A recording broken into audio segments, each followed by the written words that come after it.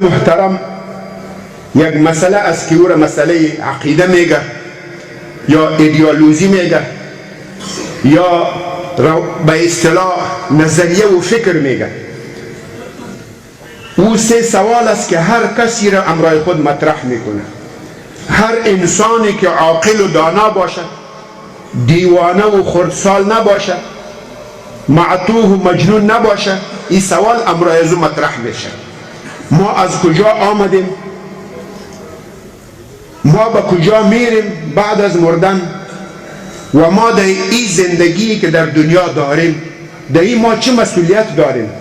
در این دنیا ما چی میکنیم؟ برای چی آمدیم؟ از کجا آمدیم؟ کجا میریم؟ برای چی آمدیم؟ این سه سوال است. این را هر کس، هر انسان عاقل از دیدگاه خود، از روانشناسی و ایدئولوژی و عقیده خود این را جواب میکنه. حاصل تمام سه سخن است، سه نظریه است. یک نظریه شرقی است، یک نظریه غربی است، یک نظریه اسلامی است که او را نه شرقی میگه نه غربی.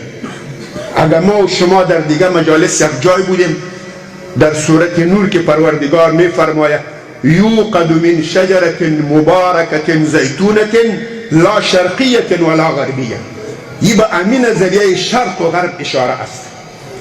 این سه سوال امی سه نظریه جواب میکنه: نظریه شرقی، نظریه غربی، نظریه اسلامی که اون نه شرقی است نه غربی است. اهل شرق چی میگه؟ که او تقریبا 40 سال پیش به مملکت عزیز ما و شما یورش آورده بود. کمونیسم، ماتریالیزم، ماده پرستا یا نظریه شرقی میگه که در قرآن یه دهریین میگه و میگه که ما را هیچ کس پیدا نکرده، ما خالق نداریم، نعوذ بالله من ذلک. کسی ما را خلق نکرده، طبیعت ما را پیدا میکنه. یه هوا و موسم و آب و باران میشه دیگه، مثل که بوته و گیا سبز میکنه، ما هم اموتو پیدا میشیم. ما را کسی پیدا نکرده، ما خالق نداریم، نعوذ بالله من ذلک. یه کمونیسم میگفت، ماتریالیزم میگفت. و در دنیا ما پیش کس مسئول نیستیم. ما باید بخوریم، ما باید بنوشیم، ما باید برای خود از خود قانون جور کنیم. ما پابند قانون کسی نیستیم. و که مردیم، سوال سوم، جواب سوم، که مردیم، ما مردیم دیگه، نه حساب است نه کتاب است، هیچ چیز هم نیست. میگه ایگه پاره که ملایان میگه، اهل دین میگه که رب العالمین است و حساب و کتاب است و قیامت است و عذاب است. یه میگه یک خرافات است، خوابه است که یا میبینن. میگفتن میگه ایگه پایی تو است، مثل که ما به تفلکا میگیم که او بچه شام که تاریکی شو بیرون نبرای که اوجا بلا است، باز بلا تو را میخوره. میگه نه ما پیر شده می بلا را ندیدیم که بلا کسی را خورده باشه، خود تفلکای خود میر ترسانیم. کمونیستا گفت میگه این ملایام امی تو گپا را یاد گرفتن، مردم از بلا و ملا از این میترسانه. این نظریه کمونیسم بود، این نظریه شرقی بود، این نظریه ماتریالیزم بود. ما را هیچ کسی پیدا نکرده، برای هیچ ما پیدا نشدیم. در حیات، در زندگی ما به نسبت کدام قانون آسمانی مسئولیت نداریم و ما که میریم از ما کسی پرسان نمیکنه، میریم خاک نشین. پروردگار از یا حکایت میکنه و قالو ما هی الا حیاتنا الدنیا، میگه نیست مگر یه حیات دنیوی ماست، بس همین زندگی دنیوی است، مثل حیوانات طوری. و ما یهلکنا الا الدهر، ما را نمیکشد مگر زمانه میکشد. عمر ما تیر میشه، سال خورده میشیم، طبعا میموریم، طبیعت ما را میکشد. این مردن و زنده شدن یک امر طبیعی است، این با کدام رب و خالق تعلقی نداره. این را نظریه شرقی میگه. بالمقابل از این نظریه غربی، غربی ها میگه که ما را پروردگار پیدا کرده و ما را میکشه، میموریم، باز میریم به آخرت. خود که پروردگار ما را پیدا کرده به خاطر زندگی پیدا کرده که ما زنده باشیم. برای ما در حیات کدام قانون روان نکرده.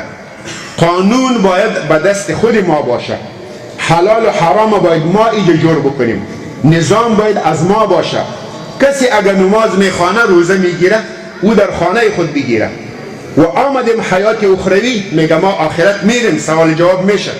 خو یک تکت از پاپ خود میگیریم، یک تکت را از پیر و مرشد خود میگیریم، این تکتای غفران میگه سکوک الغفران. و تکسی که گرفتیم بس او جیب ما میباشه که دفن شدیم، امرای تکت امانت و سلامت به جنت میریم، دیگه از ما کسی پرسان نمیکنه.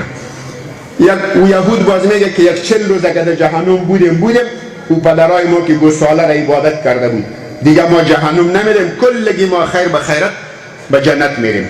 این نظریه غربیا است. غربیا چی میگه؟ میگه ما را الله پیدا کرده، ما را الله تعالی میکشه، از داخرت از ما سوال و جواب نیست، بس همون تکتای مغفرت که در جیب ما باشه، امرای از تکت مثل تکت تیاره وری، بس در تیاره سار میشیم به جنت میریم. ما هم امرای تکتای غفران به جنت میریم، با سکوک غفران با تکسا به خیر جنت میریم، دیگه سوال جواب نیست.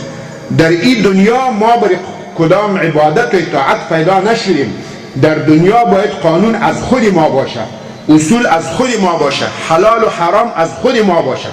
کسی اگر عبادت میکنه، نماز میخوانه، در مسجد خود بخوانه، در خانقاه خود بخوانه، در مدرسه خود، در خانه خود، آمدیم سر نظام، در نظام امرای ما سخنا را مطرح نکنه که این نظام اسلامی است، این نظام غیری، این حلال است، این حرام است. نه، بسط نظام و چیزی که پارلمان فیصله کرد، چیزی که مردم فیصله کرد، خواسته مردم، بس این نظام است که این جمهوریت میگه و این تعریف میکنه، حکمت مردم برای مردم بر سر مردم. او حکمتی که مردم جور کنه، حکمیت الله در اینجا مطرح نیست، برای مردم که منافع مردم تحفظ بکنه، سر مردم حکمتا سر مردم باشه. در انگلیسی تعریف میکنه the government of the people by the people for the people، حکمت مردم سر مردم برای مردم. این عقیده غربیا است. غربیا در این دنیا در زندگی در اینجا پابند کدام قانون آسمانی یا نیستن. میگه ما نسبت به قانون کدام پابندی نداریم. دین اگر باشه در خانه باشه، دین اگر باشه در مدرسه باشه، دین اگر باشه در خانقاه باشه، دین اگر باشه در کارهای خصوصی و شخصی باشه، در وسط نظام ما امرای دین کار نداریم، دین امرای ما کار نداشته باشه. یا میگفتن ملا را سیل کو، سیاست را سیل کو، ملا را سیل کو، نظام را سیل کو، برو میگه مدرسه برو، خانه برو. سورت فاتحه چی میگه؟ سورت فاتحه میگه الحمدلله رب العالمین، همگی محامد، همگی ثنا و صفت باری تعالی است. رب العالمین که او رب عالمیان است. ما را پروردگار خلق کرده، ما را پروردگار به دنیا آورده. نظریه کمونیسم نیست که طبیعت ما را زنده میکنه، طبیعت ما را میکشه. و ما یهلکنا الا الدهر، مسئله کمونیسم و دهریت نیست. مالک یوم الدین، ما عقیده داریم که پروردگار مالک روز جزا است. یک روز است، ما به آن روز میریم، این دنیا ختم میشه، یک دیگه دنیا، یک دیگه عالم میه، روز قیامت میه. به روز قیامت ما از هر عمل خود، از خرد و کلان ما حساب میتیم. من یعمل مثقال ذره خیرا یره و من یعمل مثقال ذره شرا یره. اگر به اندازه یک ذره کسی خیر کرده بود او را میبینه، یعنی جزای عمل خود. اگر شر کرده بود، این عقیده ماست. آمدیم در دنیا ما چه مسئولیت داریم؟ در دنیا ما نسبت به قانون رب العالمین ملتزم هستیم. ما به قانون پروردگار مجبور و مکلف هستیم. ایاک نعبد، پروردگارا ما تو را عبادت میکنیم، پروردگارا ما تو را پرستش میکنیم. در این نظریه اسلامی شد.